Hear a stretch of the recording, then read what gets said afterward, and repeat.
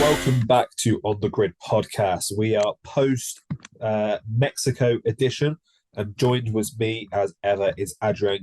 How are you today? Yeah, I'm very good, thanks. I mean, it's going to be another long-winded episode, but you're finally back to join me. I did feel kind of lonely. Brad was fantastic on last episode as a co-host, but I kind of miss the little bromance that we've got on this podcast, and I kind of did miss you. So I'm glad you're back, and I hope you had a fantastic holiday as well. I did. Yeah, like you said, I was away for a week, so I wasn't on the last episode. But yeah, back on the podcast today, and looking forward to dissecting a very intense weekend, I think we'll say, in Mexico. So if we have a look at qualifying first, so out in Q1, Esteban Ocon, Kevin Magnussen, Lance Stroll, Logan Sargent, and Lando Norris. Now that was the big hitter going out in Q1. He was caught out by track limits twice, Lando Norris, so he didn't actually get a lap time put in. And it wasn't the best week starts the weekend for it, was it? No, it wasn't the best start to the weekend for him. But I think he perfectly explained it in an interview. I think it was with Rachel Brooks in the pen after Q1, where the team kind of pulled him in after his first run. And I think they underfueled him, if I'm not mistaken. I don't think they fueled him up properly for the session. And then there was a whole kerfuffle in the garage, and then he came out and didn't set a lap time again. I don't know whether he ran out of fuel or not, and he had to just coast back into the garage. But yeah, it was just really hectic from McLaren, and you're usually expecting them to kind of be on it. They have been for this half of the season, should we say. The first half wasn't brilliant, but they picked up form, which they took into the second half of the season. But in this race, ahead of a race in qualifying, it was just very hectic. It just wasn't meant to be for Lando.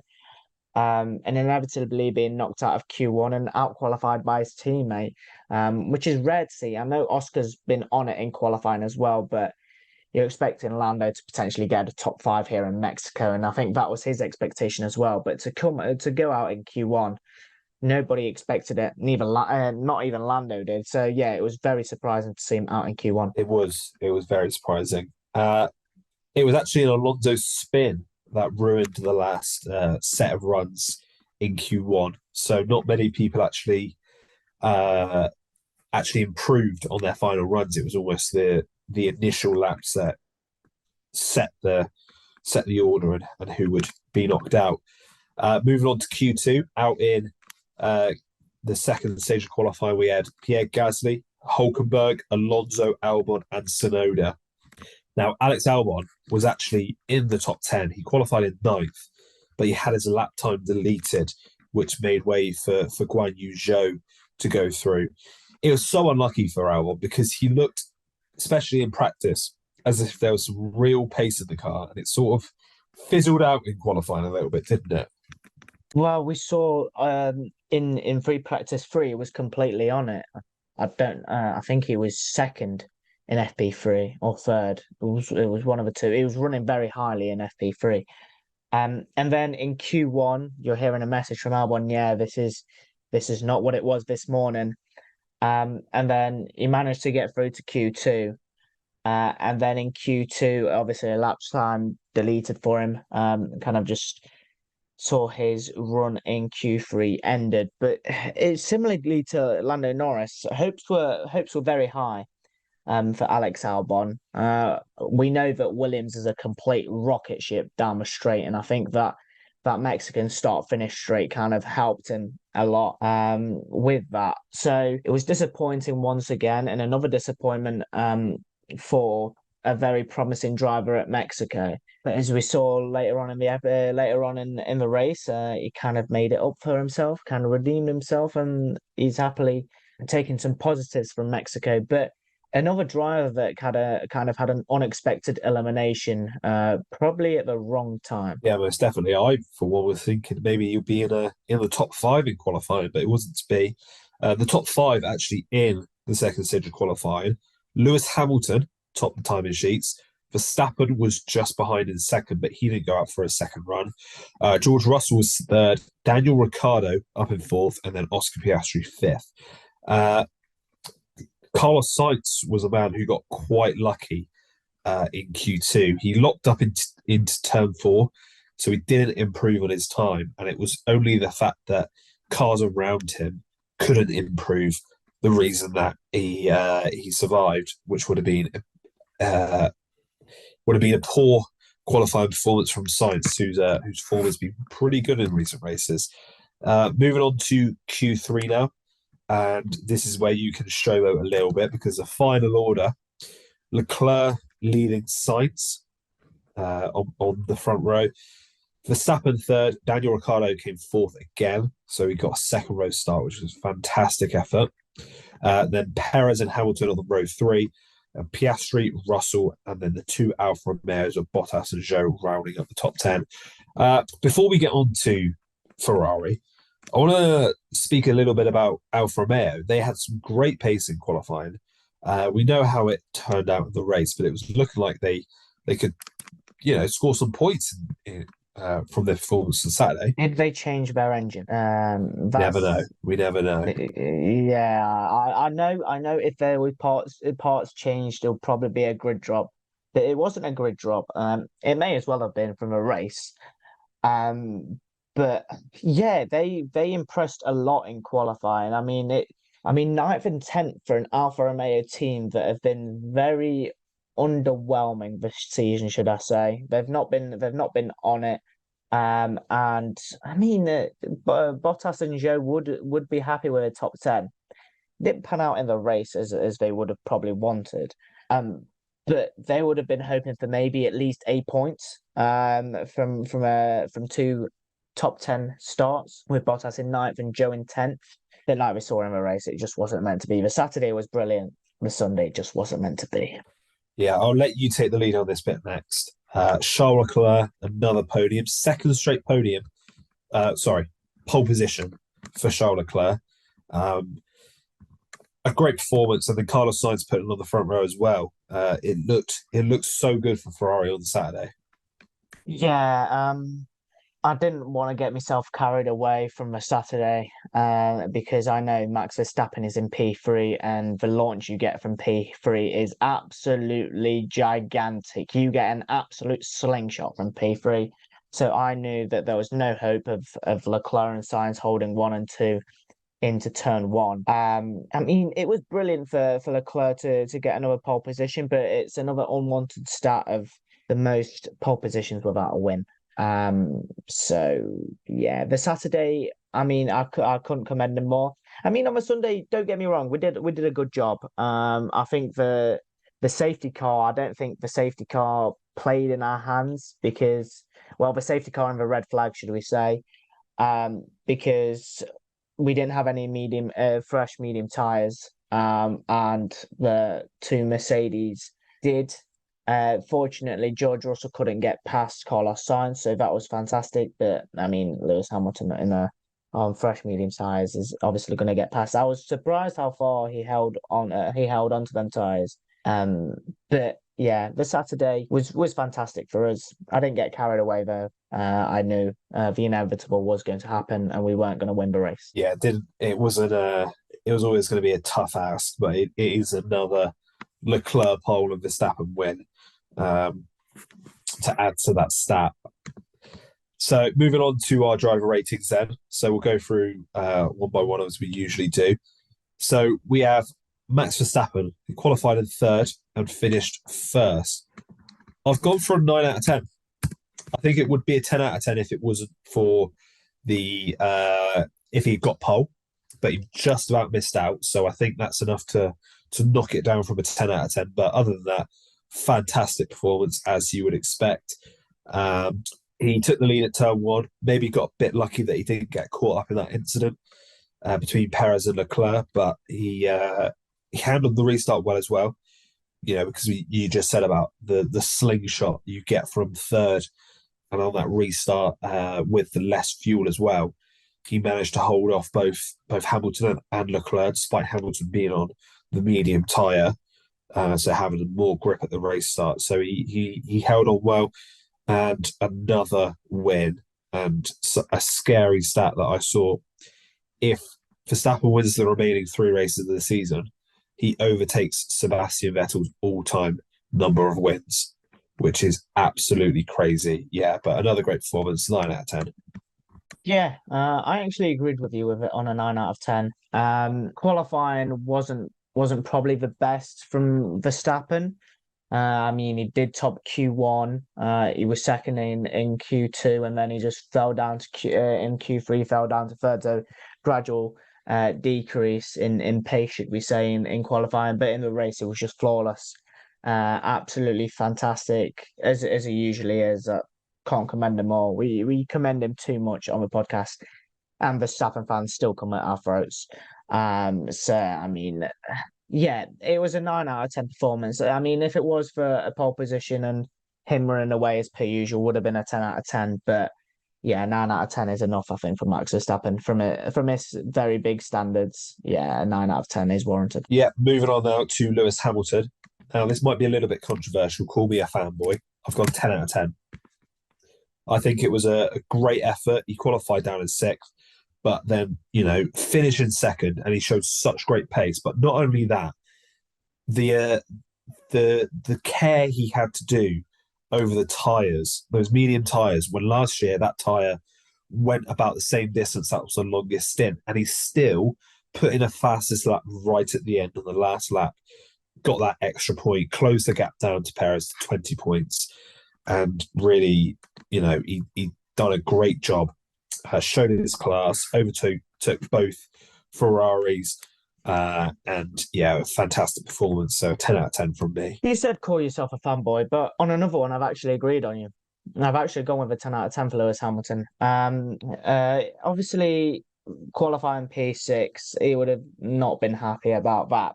But to make up 4 places, make the medium tyres stick for as many laps as he could, and to keep away from Leclerc closing in on the hards, yeah. It was a fantastic performance, and one that Lewis Hamilton fans and Mercedes fans will remember. And another podium once again. I know it's not a victory. I know it's the elusive victory is kind of evading him once again, and it could be a second straight season where he's not had a race victory, which is, yeah. I mean, is it fun on that side of the camp not having any race victories? Probably not. But I know that Mercedes are working very hard on the 2024 car, and I think they'll bring the most of that package to 2024. And I think Lewis Hamilton, if he has a play in it, maybe a Silverstone kind of win could be on the cards. It would be very nice to see the home hero alongside George Russell and Lando Norris, maybe even the 3 Brits on the podium. How amazing would that be? It'd be fantastic. But going back to Mexico, yeah, flawless drive, similarly to Verstappen. Needed to make the most of the medium tyres. He did at the start, got through to P2, and that was and held on to that position from the restart. So yeah, 10 out of 10, fantastic performance. On now to third place man Charles Leclerc, qualified on pole and finished 3rd. I've given him a 9 out of 10. I thought he couldn't do too much more. Maybe he could have fought back towards Hamilton towards the end, but we're still waiting for those medium tyres to drop off, so I'm not sure how possible that would have been. But yeah, like I said, a great qualifying performance. This stat is a little bit misleading, I think, when he's getting so many pole positions, because a lot of the time that car isn't the quickest car over 1 lap, that Ferrari. So the fact he's getting pole position is commendable in itself, but he just doesn't have the race pace compared to the cars around him to hold them off and to fight, to really fight for that win. So I think it's a little bit misleading how many poles compared to the wins he's got, because he's put in some good performances. He did get a little bit lucky at the start, but I don't think there was anything he could have done. He's lucky that there wasn't more damage and it didn't ruin his race. But Perez really should have given him more room going around the outside like that. And I just want to say, I thought the booing was absolutely abysmal. I know he's a home favourite, but yeah, it was abysmal from those Mexican fans. Mexican fans like a bit of spice, but in Charles Leclerc terms, they were very salty. So yeah, we've already mentioned numerous times on this podcast, three into one corner simply do not go. There's always a collision one way or another. And that happened to Sergio Perez. But even himself, he was apologetic about the whole situation because he did feel like he could have given Charles Leclerc more room. Charles was sandwiched in between two Red Bulls. Where do you want him to go? He's either crashing to the left or to the right, one or the other. Um, there was no way those three were going through one corner without a collision. Um, but we've agreed three out of three. I've also given Charles Leclerc a 9 out of 10. Have you looked at my notes from a race or something? Just in sync, just in sync. Yeah, see, you come back from Rome and the bromance is back again. Bromance, get it? Good fun, funny. Yeah. Okay, dead. Okay, apologies. But regarding Charles Leclerc, I already said at the start of this episode, it was an unwanted stat that was bound to happen. 11 pole positions without a win. It's a daunting stat, and one stat that Charles Leclerc would want to rectify, maybe in Brazil, maybe give him a sprint race pole and he gets the victory. I mean, would be nice to see. Just kind of a wink into my predictions for Brazil. But yeah, I gave him a 9 out of 10. It was the most he could do with charging Lewis Hamilton on a different strategy and buoyant Max Verstappen gaining his 16th victory in 19 race starts. So there was no stopping those two in front of him, but he made it work and finished on the podium. So I mean, it's the best he could have done. A 9 out of 10. Still a very good race in my eyes. Indeed, yeah. Moving on now to Carlos Sainz. I've given him an 8 out of 10. So he qualified in second and finished fourth. Not quite as good as Leclerc, but still a very good performance. It's more solid points. And, there's a reason why he's gone up to now fourth in the Drivers' Championship, because he's putting in these solid results. He rarely has a bad race, Carlos Sainz. And yeah, he's doing a great job. And this is part of the reason why Ferrari is still within touch and distance of P2 in the constructors. Why Mercedes still haven't shaken them off, because although Hamilton has put in some fantastic performances, because there is a big drop off between Hamilton and Russell, which there isn't between Sainz and Leclerc, that's causing the difference here, and that's why Ferrari aren't out of it. Had a quiet race this weekend and was never on the same pace as Leclerc, even with his damage. But still a very solid result, and another P4 for Carlos Sainz. It seems to me that Carlos is, I don't want to say he's kind of cursed with P4, because it seems to me that he's been finishing P4 a hell of a lot this season. But it's another consistent Carlos Sainz performance. Don't get me wrong. He's quietly doing his business in the background whenever Charles Leclerc is at the forefront, and then when he's at the forefront, he's doing a steady job. So don't get me wrong, he's got Ferrari's only victory this season, and he's been very consistent this season. Like you say, he's gone up to P4 in the Drivers' Championship, another P4 to add to his resume. But yeah, an 8 out of 10 from me. Wasn't on pace with Leclerc, but still, very, very good race. More points in the Drivers' and the Constructors' Championship for Ferrari, even though I think we finished on the same points after the race with Lewis Hamilton's fastest lap. But don't get me wrong, Ferrari is still there with 3 races to go. P2 is still very closely fought. I don't think McLaren are in the battle. There might be, but I think it's a tad bit far away from them. But I think Ferrari and Mercedes, it's a battle between them two for P2 in the championship now. Yeah, definitely. I think it could go down to the last race, given how Ferrari have closed in recent weeks, I think that Hamilton disqualification didn't do any favours for them last week when they could have really stretched that advantage. And let's point out Leclerc also got disqualified. Yeah, but Leclerc got less points than Hamilton. Yeah, but both the drivers still got disqualified, and I think wasn't George didn't George finish? Oh, okay, George finished 2 places behind Sainz. Okay, I mean potato, potato, tomato, tomato. Well, all I'm saying is that the Mercedes would have extended their gap by a fair margin at Cota if Hamilton hadn't got disqualified and Leclerc hadn't got disqualified. If both of them, then they would have extended the gap by a fair amount. Moving on now to 5th place man, Lando Norris. This might be a little bit controversial. I've only given him an 8 out of 10 because I think that the qualifying has to be taken into account, and the fact that it was of his own volition, the fact that he made 2 errors in qualifying, which meant that he didn't even get through Q1, is worthy of knocking it down. It was a fantastic comeback drive. He put in some brilliant overtakes, particularly on Russell and Ricciardo. But the fact that he qualified that low should be counted, I feel like. So that's why I've only given him an 8 out of 10. Nah, I've given him a 9 out of 10.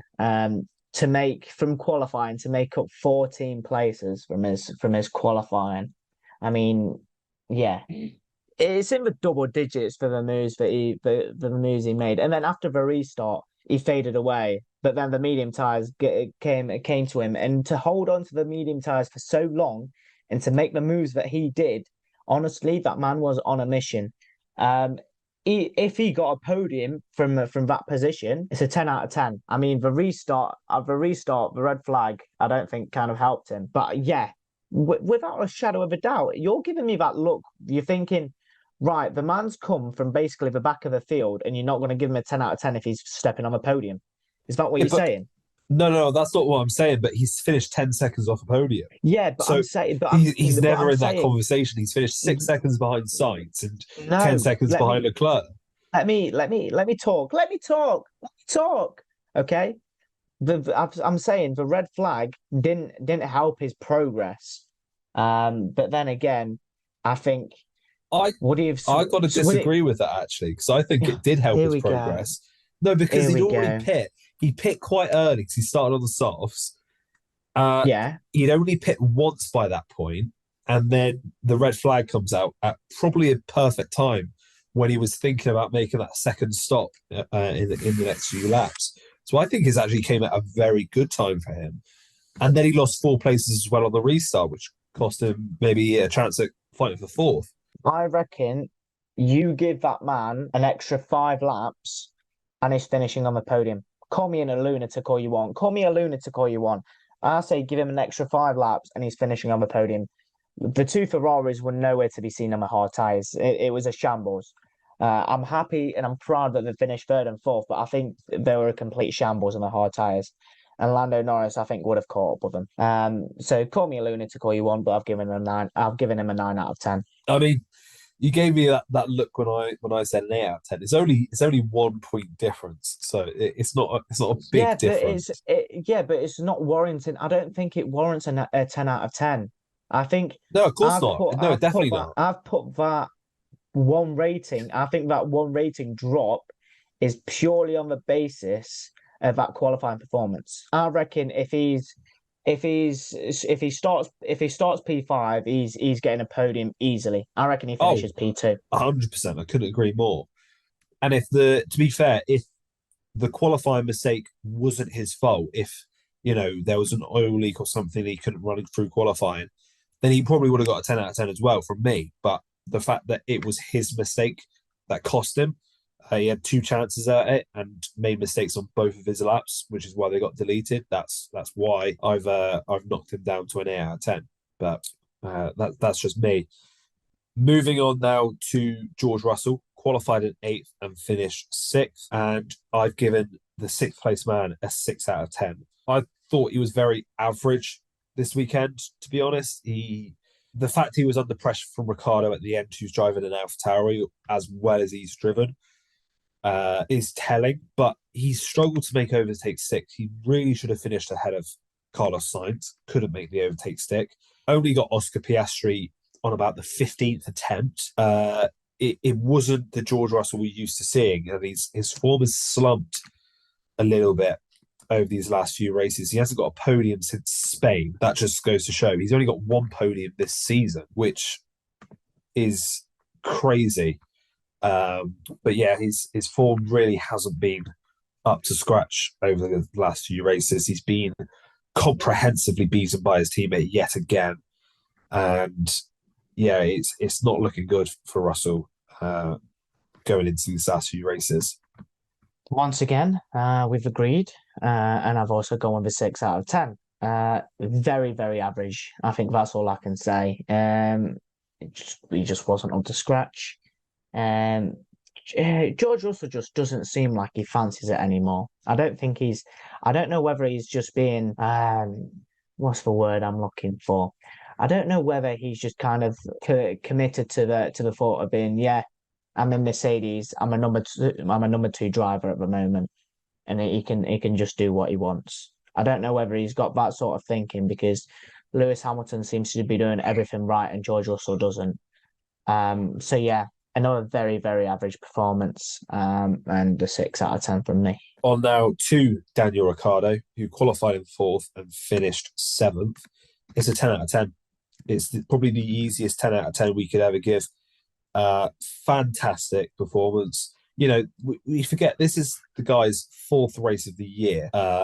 It's his 2nd race since he broke his wrist, and it's just fantastic. To put it on the 2nd row in an AlphaTauri is unbelievable. And then he would have finished so much higher if it wasn't for that red flag. I think that cost him a little bit, allowing the cars behind to sort of reset and be right on his tail, and it hurt his pace a little bit. It hurt him, especially with Norris, who wouldn't have caught him without that red flag. So it was a fantastic drive. 10 out of 10. Such an easy 10 out of 10. Yeah, I've also gone with a 10 out of 10. His first points in Formula One since his kind of hiatus, and a nice little stat. He's only 2 points behind Yuki Tsunoda in the Drivers' Championship. So whether if he scores 3 more points, for example, he's already beaten his teammate in what? How many races he had? Well, he'll have 7. Technically, if we're not counting sprints, if we're talking full races, he'll have 7. Yeah, 7, is that right? 6. His next race will be his 6th, I think. His next race will be his 6th. So Sao Paulo, 5th, and then sorry. His next race will be his 5th. Yeah, so 7. So 7. Las Vegas and Abu Dhabi. 7. We'll have 7. Yeah. Okay, we'll go with 7. Might need fact checking in a bit, but I mean, who cares about fact checking? We do things off the cuff here at On the Grid.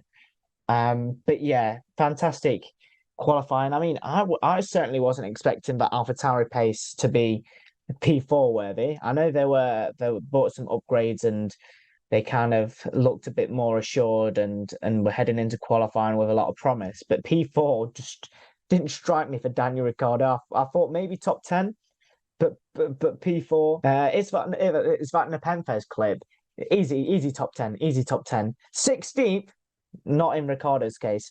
4th, which was, I mean, it was extraordinary. And then that red flag kind of hampered him, which saw him get kind of gazumped by Russell and by Norris. So yeah, fantastic performance. 10 out of 10 worthy.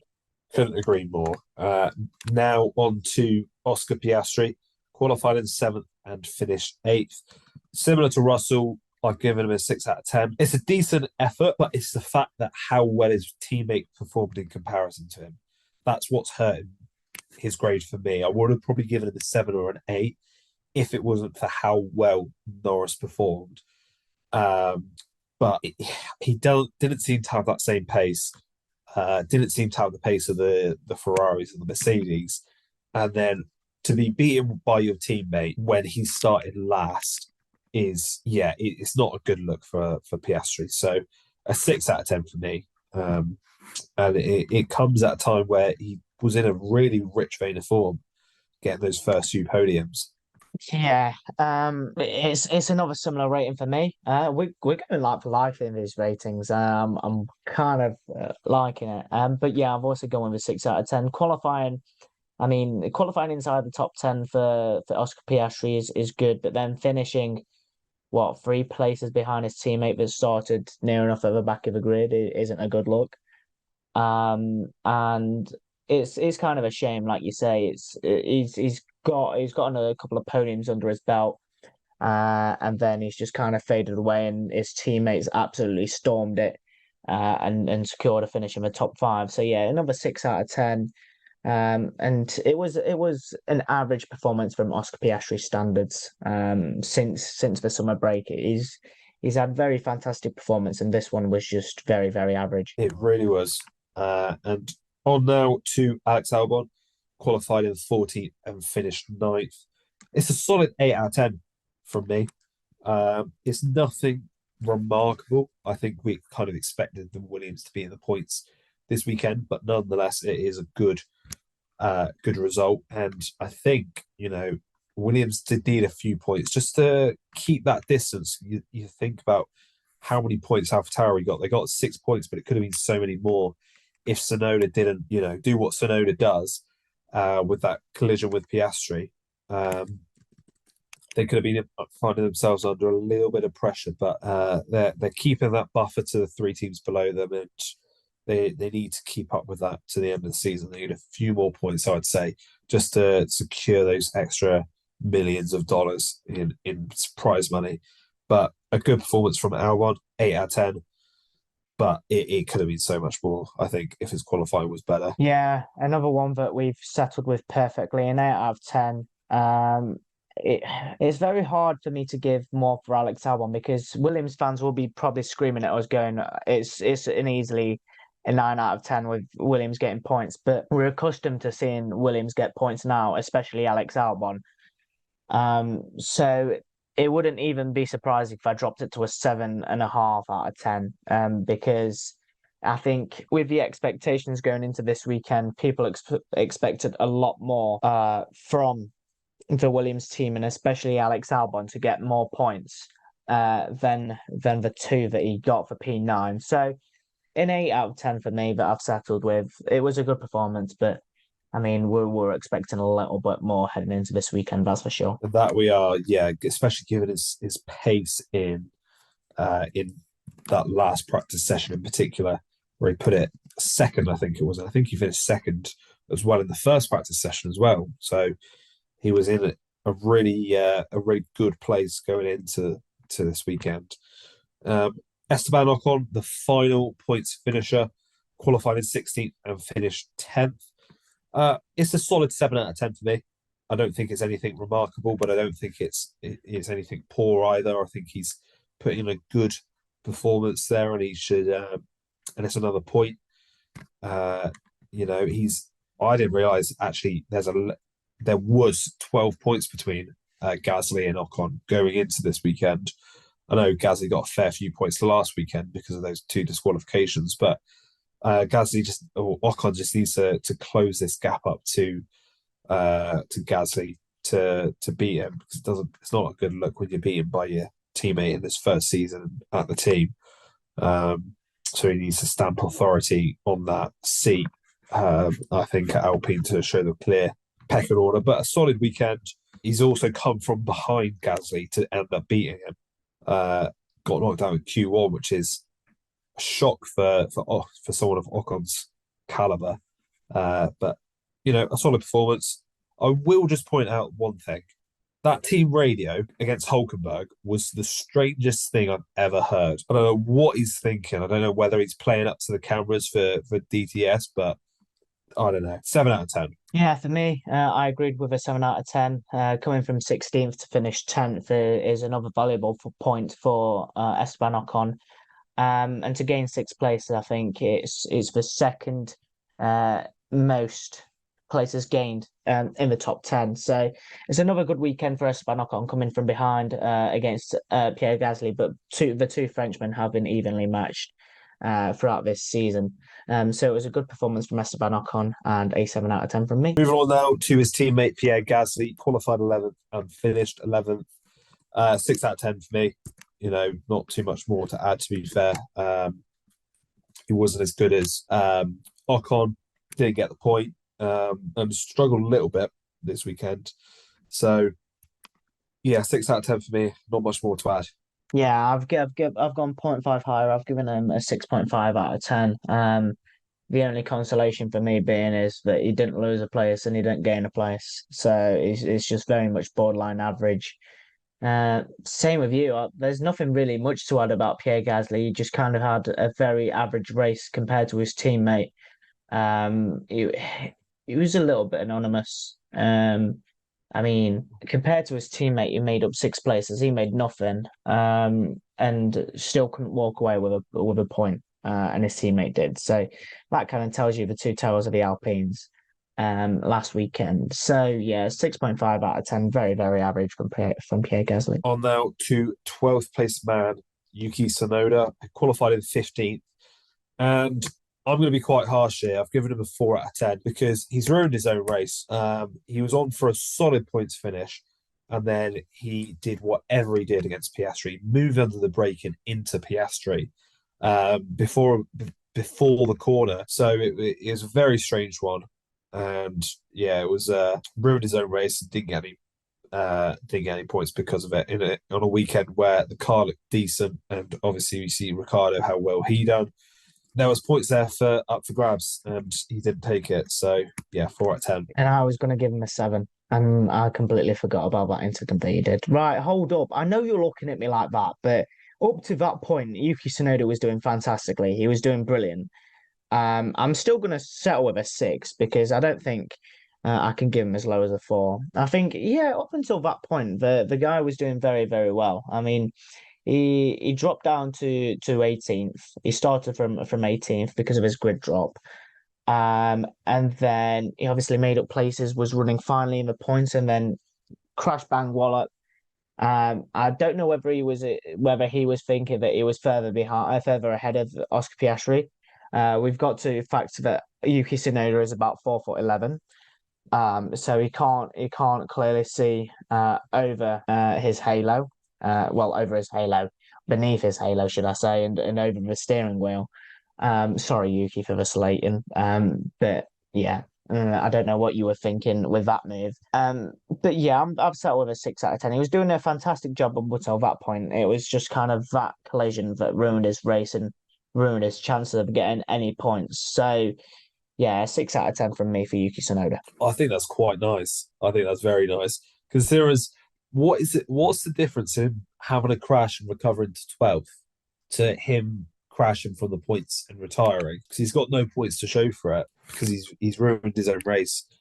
I don't know, but anyway, but I think personally, I mean, the moves that he were making were nice. It was just him that I don't know whether it was panic or something that caused him to kind of turn in on Oscar Piastri. But yeah, it was just a moment of manic, and yeah, he just ruined his race. Wasn't in the points, and Bob's your uncle. But yeah, I mean, it still settles with a 5 out of 10 between the two averages between us. So I think it's still a kind of a mid-tier race, all in all. On now to Nico Hulkenberg, qualified in 12th and finished 13th. I've given him a 7 out of 10 because I thought, for a moment he might be getting some points. He was running really well, and I think it was after the red flag it kind of unravelled for him a little bit. I think actually Haas put him on the mediums for the second half of the race how bad Haas's tyre wear is, and they put him on the mediums for 40-odd laps is crazy to me. But anyway, he was running well, and yeah, he was unlucky not to score any points. But so 7 out of 10 from me. I've also gone with a 7. Just the same as you. Just the two of us are giving him a 7 out of 10. Right, okay. I'm really being weird this episode. I better stop, and I'm going to stop now. But yeah, Hulkenberg, 7 out of 10 to qualify 12th and to finish 13th on medium tyres with the tyre wear in the Ferrari and the Haas being absolutely woeful. It just kind of showed, and he didn't have any really, his true pace wasn't there.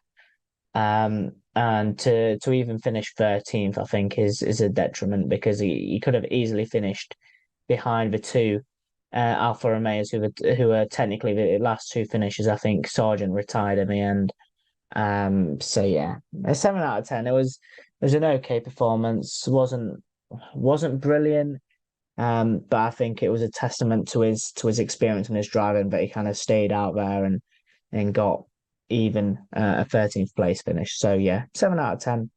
Good performance. Wasn't brilliant. It's just kind of a mixed bag of emotions for Hulkenberg. Moving on now to Guan Yu Zhou, qualified in 10th and finished 14th. It's a 5 out of 10 for me. It looked so promising on the Saturday with getting into Q3, but didn't pan out.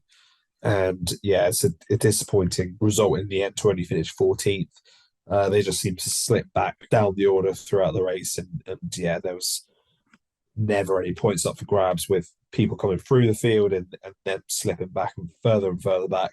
So yeah, not the greatest race after a good qualifying session. Yeah, I'm just gonna round it off quickly for the race finishes. I've given both the Alfa Romeos 5 out of 10s. It was just a very, very average on the Sunday. Fantastic on the Saturday, don't get me wrong, but it's on the Sunday where the points matter and where the car it needs to be at its prime.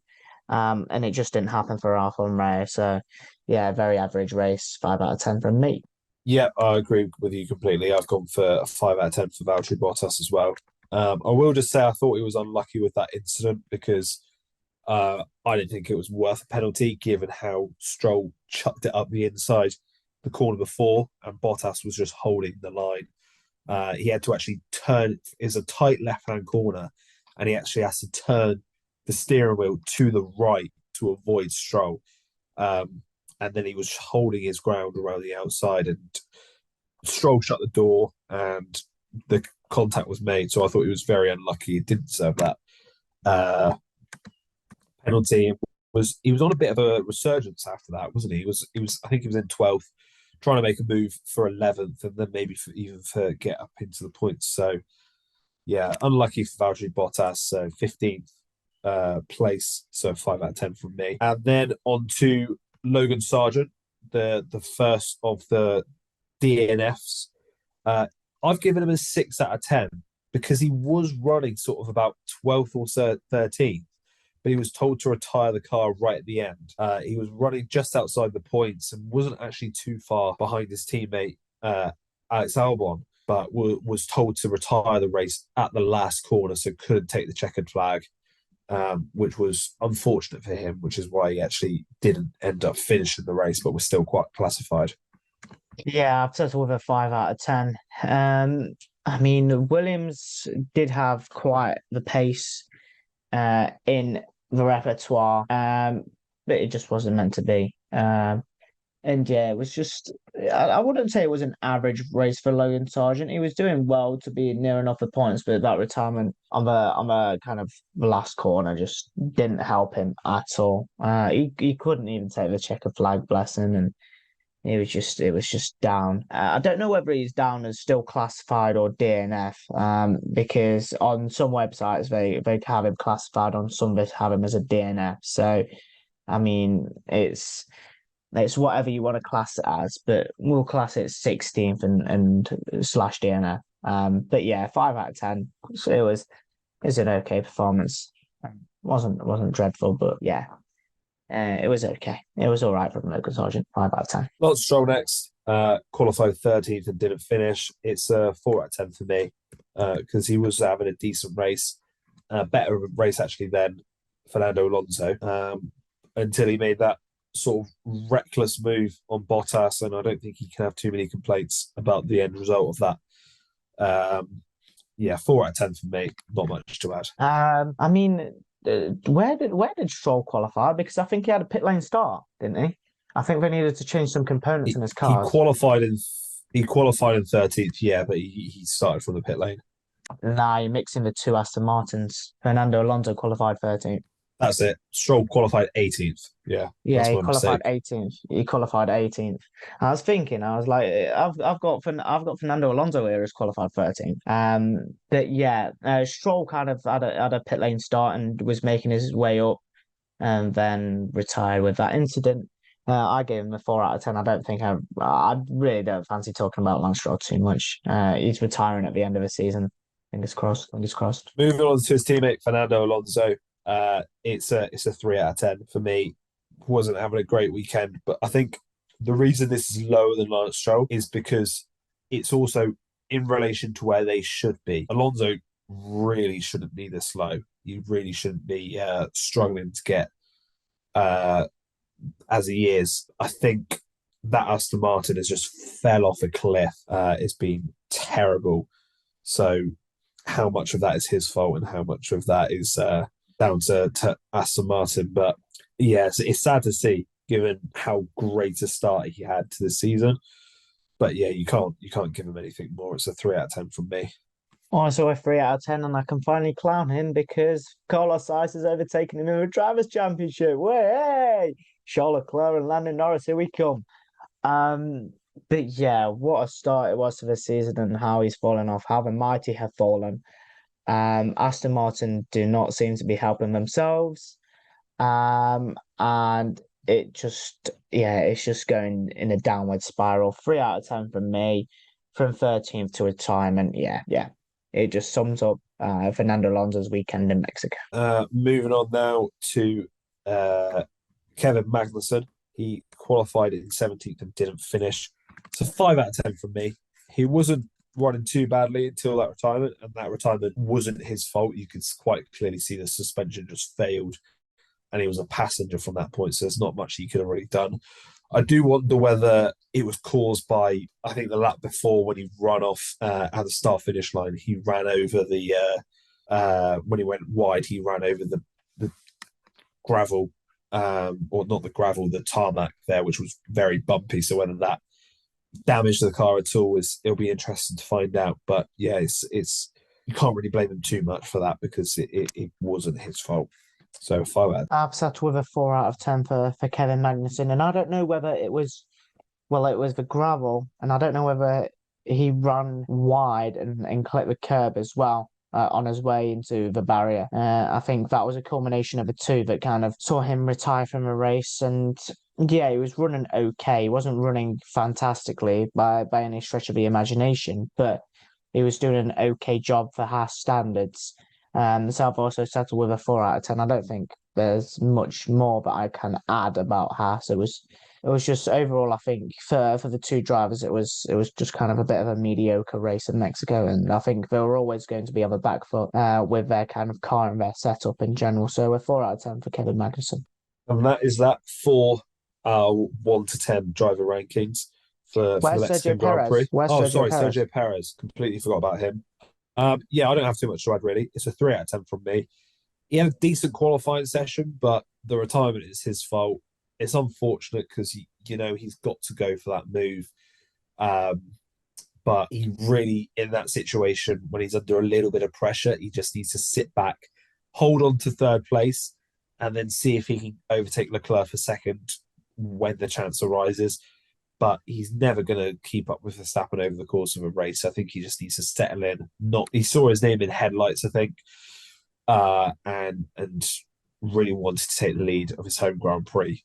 I think if it was any other track, he wouldn't have gone for that move. He would have settled in and taken third place. 2 out of 10 from me.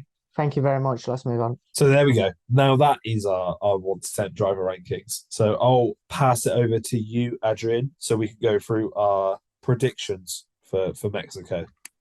I mean, regarding kind of Perez, going back to Perez just before we start predictions, I know why he kind of missed him because he was kind of anonymous. He crashed out on lap 1. So yeah, I kind of do realise where you're going from there. Regarding predictions, do you want to do star predictions first? I'll leave it up to you. Okay, we can do star predictions because my star predictions were fantastic. So I predicted Checo Perez to be out of the top 5. What happened? He crashed on lap 1. He's out of the top 5.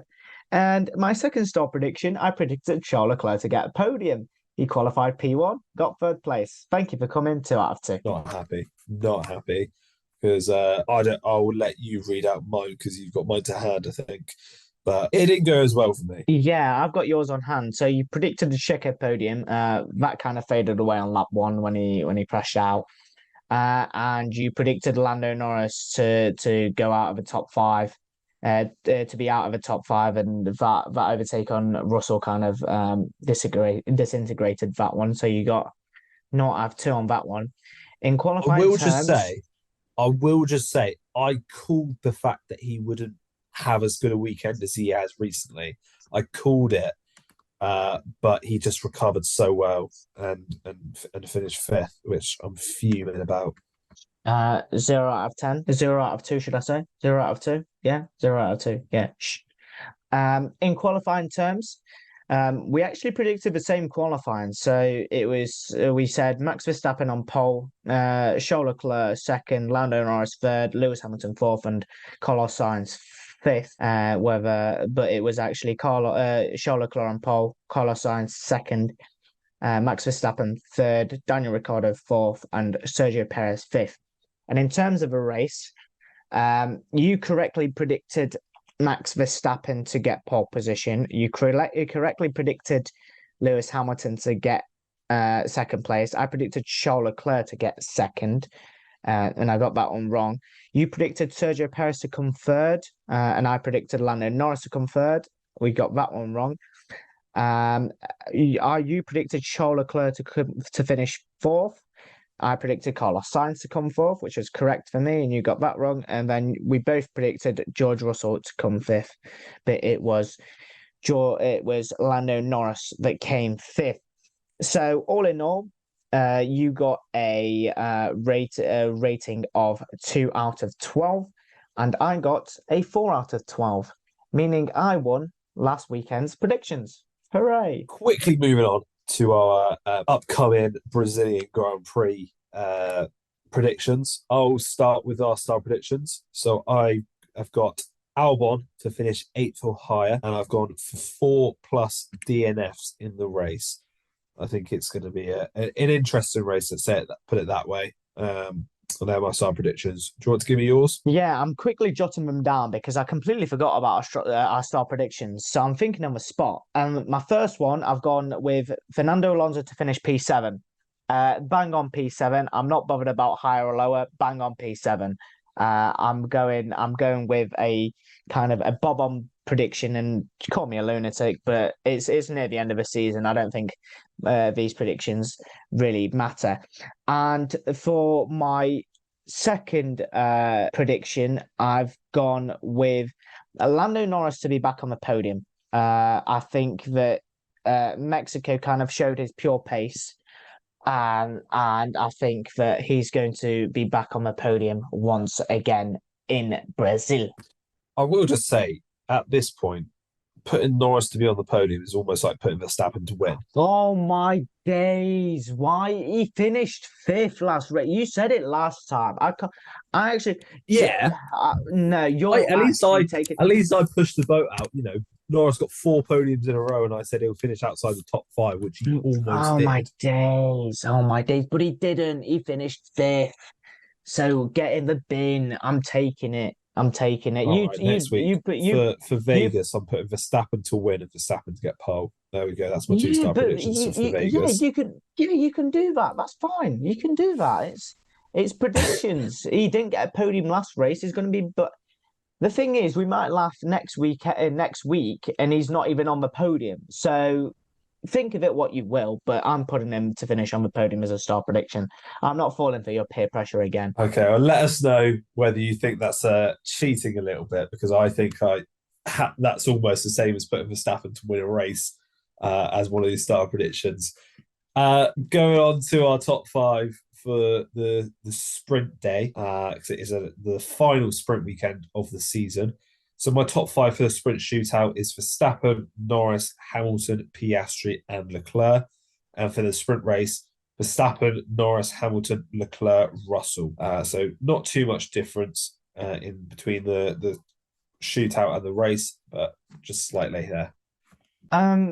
You know what? I might change my style prediction. I'm gonna fall for your peer pressure. And I'm gonna scrap the Lando Norris one and change it to Charles Leclerc getting a sprint victory. Because I've gone with that for my prediction. So I've gone with the pole position in the sprint. I've gone with Charles Leclerc. I've gone with Carlos Sainz to get P2. I think I'm optimistic and running the Ferrari hype train from Mexico. Max Verstappen third, George Russell fourth, Lando Norris fifth.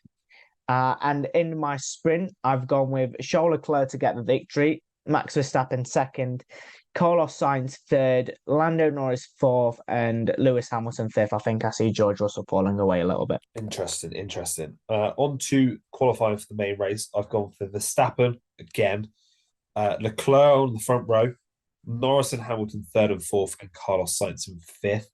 And then for the race, I've gone for Verstappen, Hamilton, Norris podium, and then Sainz and Perez rounding off the top five. And for the race, I've gone with race qualifying, I've gone with Max Verstappen, pole position, Charles Leclerc and Carlos Sainz second and third, Lando Norris and Lewis Hamilton rounding off the top five. And in the race, I've gone with a Max Verstappen victory, Lando Norris and Lewis Hamilton finish second and third, Charles Leclerc fourth, Carlos Sainz in fifth. And that rounds up our predictions for the Brazilian Grand Prix, and that rounds up our Mexican Grand Prix review. Thank you all for listening. We hope you enjoyed, and we will see you in the next episode where we're reviewing the Brazilian Grand Prix, and hopefully it will live up just as it did last weekend. Thank you for listening, and goodbye.